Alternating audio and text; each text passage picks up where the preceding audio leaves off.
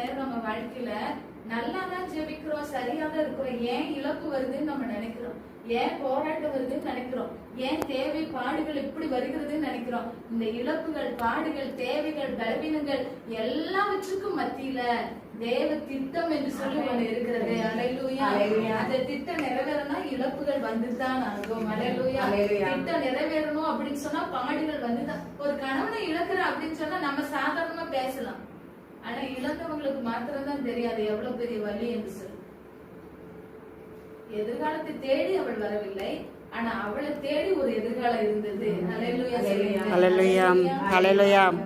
எதிர்காலத்தை தேடி ஒரு கணவனை தேடி ரூத் என்ன பண்ணல, பெத்லகேம் வரல.